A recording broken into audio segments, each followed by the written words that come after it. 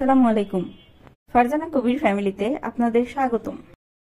তালের তিতা বের করে বড়া তৈরি। তালের বড়া কম বেশি সবাই পছন্দ করে, কিন্তু তালের রস সংগ্রহ করতে প্যারা মনে করে। তালের রস সংগ্রহ করে তার থেকে কিভাবে তিতা বের করতে হয়, আর তিতা বের করে তালের রসটি সংগ্রহ করে কিভাবে বড়া তৈরি করে ফেললাম, চলুন কথা না বাড়িয়ে সেটাই দেখি। দুটি পাকা তাল নিয়ে নিয়েছি। এই কালারের তালগুলো মিষ্টি হয়, তাই আমি কালো কালারের তালগুলো নিয়েছি। এগুলো এখন পানিতে ভিজিয়ে রাখবো।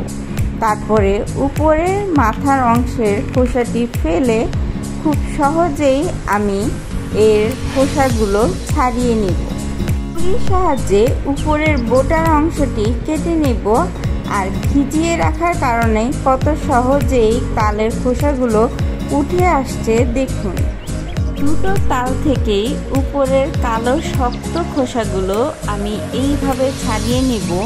তারপরে ভিতরের যে বীজগুলো আছে সেই বীজগুলোকে আলাদা করে নিয়ে তারপর ওগুলো থেকে আমি তালের রস বের করব। দুটো তাল থেকে মোট 6টি বীজ বের হয়েছে। এখন এই বীজগুলোকে আমি একটি গামলার মধ্যে নিয়ে একটি একটি করে অল্প পানি দিয়ে ভালোভাবে এইরকম হাতের সাহায্যে কচলিয়ে কচলিয়ে রস বের করে নিব। কিছুক্ষণ কচলানোর পরেই দেখবেন একদম নরম হয়ে গিয়েছে, নিজে নিজেই রস বের হতে শুরু করেছে। তখন আরেকটু ভালো করে কচলাতে হবে, তাহলে খুব দ্রুতই এই কাজটি হয়ে যাবে। এই দেখুন কিরকম করে এই রস বের করে নিয়েছি, একদম শুকনো।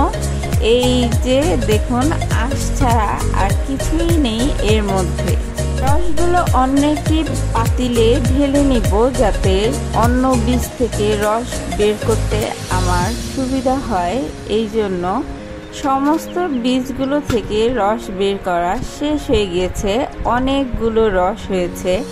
এখন দেখার পালা হলো এই এতগুলো রস থেকে আমি কতটুকু তাল বের করব সেটাই। এখন আমি তালের এই রসগুলোকে ছেঁকে নিব, কারণ এই রসের মধ্যে অনেক আঁশ রয়ে গিয়েছে তালের, তাই ছাঁকনি দিলে তালের আঁশগুলো বের হয়ে আসবে। ছাঁকার কারণে কতগুলো আঁশ বের হয়ে এসেছে। আর এই আঁশ যদি থেকে যেত তালের রসের সাথে, তাহলে পিঠা পায়েস কোনো কিছুই স্বাদ হতো না। তাই ছেঁকে নিতে হবে তালের রসগুলোকে।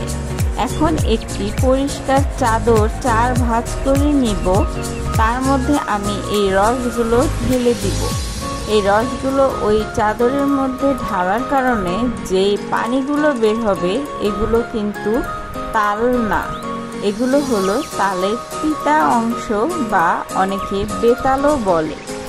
এগুলো যাতে পড়ে না যায়, সুন্দরভাবে জায়গা মতো সেট করতে পারি, এই জন্য আমি বালতি নিয়ে নিয়েছি। এখন আমি এই চাদরটিকে একটি পুটুলির মতো করে নিব, আর এর মুখ একটি চিকন সুতো দিয়ে সুন্দর করে ভালোভাবে বেঁধে নিব, যাতে খুলে না যায়, গড়িয়ে পড়ে না যায়। আর দেখব ঠিক মতো তালের তিতাগুলো বের হচ্ছে কিনা। 4-5 ঘন্টা যাওয়ার পর আমি রিয়েলি আমার তাল পেয়ে গিয়েছি। এগুলোই হলো তাল, এর মধ্যে কোনো তিতা নেই, কোনো বেতাল নেই। এগুলো দিয়ে আপনারা পিঠা পায়েস যা খুশি তাই করতে পারবেন। আমি তালের বড়া করব, তাই চিনি আর চালের গুঁড়ো একসাথে ভিজিয়ে রেখেছিলাম। এখন এগুলোর সাথে অ্যাড করে দিব 1 কাপের মতো ময়দা, তাহলে উপরের অংশটা হবে ক্রিস্পি আর ভিতরে হবে সফট। আর তার সাথে তালের এই পাল্পগুলো দিয়ে দিব পরিমাণ মতো, আর দিব নারিকেল কোড়া। তালের বড়ায় নারিকেল কোড়ানো দিলে স্বাদ অনেক গুণ বেড়ে যায়, তাই আমি নারিকেল কোড়ানো দিচ্ছি। আর সুন্দর করে এগুলো মেখে নিব। মেখে নেওয়ার পরে একটু চিনি টেস্ট করে নেব, যদি আর একটু প্রয়োজন হয় তাহলে দিয়ে দিব। একটু কম হয়েছে, তাই আমি আরও কিছু চিনি অ্যাড করে দিচ্ছি। চিনি দিয়ে আরও ভালোভাবে মেখে নিব যাতে এই চিনিগুলো গলে যায়। তারপর একটি কড়াইতে আমি তেল গরম করে নিব, তার মধ্যে একটুখানি মাখানো দিয়ে দিব। যদি এটি ভেসে ওঠে তাহলে বুঝবো তেল গরম হয়ে গিয়েছে, তখনই আমি বড়াগুলো দেওয়া শুরু করব। তেল গরম হয়ে গিয়েছে, এখন বড়াগুলো দিয়ে দিব। যতটুকু পারি চেষ্টা করব গোল করে দেওয়ার জন্য। আমি এখানে অনেকগুলো বড়াই দিয়ে দিচ্ছি সুন্দর করে। কিছুক্ষণ পর এগুলো উল্টে দিব। উল্টে পাল্টে একদম গোল্ডেন কালার করে আমি এই বড়াগুলো ভেজে নেব। ভেজে ভালোভাবে তেলগুলো ঝরিয়ে উঠিয়ে নেব নিউজ পেপারের উপর। হ্যাঁ, আমি চাইলে টিস্যুর উপরেও নিতে পারতাম, কিন্তু আমার মনে হয় নিউজ পেপার এইসব পিঠার তেল বেশ ভালো শুষে নেয়, তাই আমি নিউজ পেপার ইউজ করেছি এখানে। আশা করি আমার এই তাল সংগ্রহ এবং বড়া তৈরি করার ভিডিওটি আপনাদের ভালো লেগেছে।